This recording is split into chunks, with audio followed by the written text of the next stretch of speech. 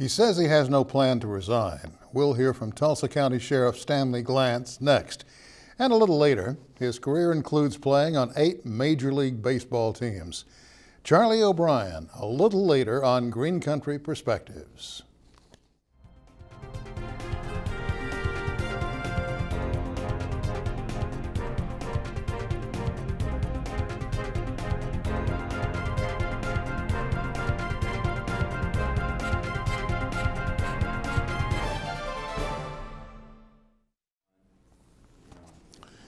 Hello, I'm Sam Jones. Normally, when I come before you, it's to bark about some action or inaction that'll somehow slam the voters. Now, sometimes it's a call to grab your pitchforks, take to the streets, and call for the removal of the king. But in this case, the issue is causing the same problem for the king as it is for the rest of us. The only difference is the king is the only one in a position to do something about it. What puzzles me is why he isn't on top of it. The issue is the growing number of potholes.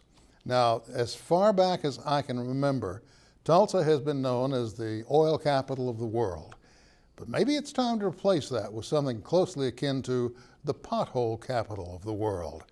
I don't think there's a street in this town free of them, so you keep that in mind as you're chugging down the street, because some of them are so deep they can change your mood in the blink of an eye. Some say it's a problem all over Oklahoma. The interstate system is starting to grow them, like some sort of crop we should be proud of. And perhaps the government should pay us not to fix them, much the same as farmers are sometimes paid not to plant. Well, the damage resulting from these things has to be helping tire sales and the vehicle repair business.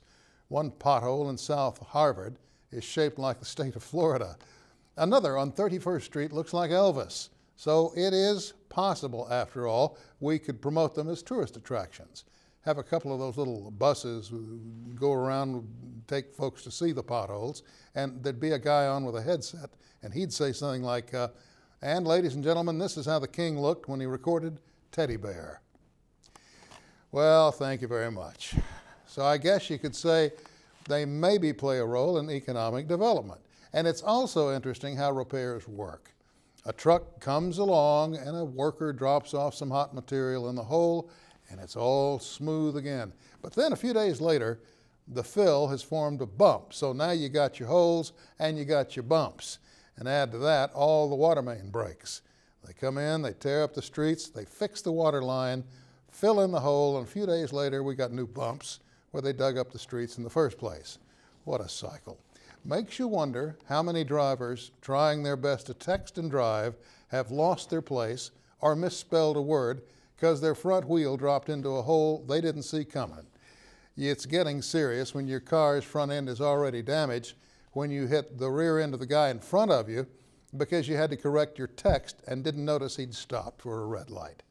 What's an inattentive driver to do? And forget about the ruined tires, broken shocks, and mysterious rattles.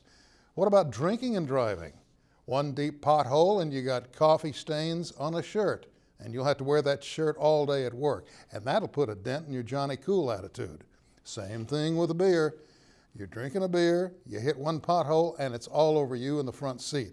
Now that smell makes it really difficult to tell the officer that pulled you over that you haven't been drinking. Oh, and here's another problem.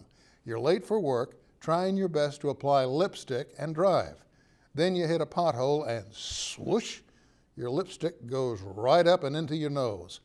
How's that new look going to work out for you? Yes, sir.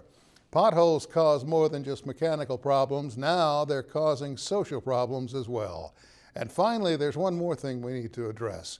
You're driving down the road, minding your own business, and you notice the guy in front of you is kind of weaving from one side of the road to the other. Great, you think. A drunk driver. Then you realize the driver isn't under the influence, only trying to miss the potholes that you'll hit because you were following too close and couldn't see them. What's an immature, impatient driver to do? It leads one to believe we might see a new law on the books.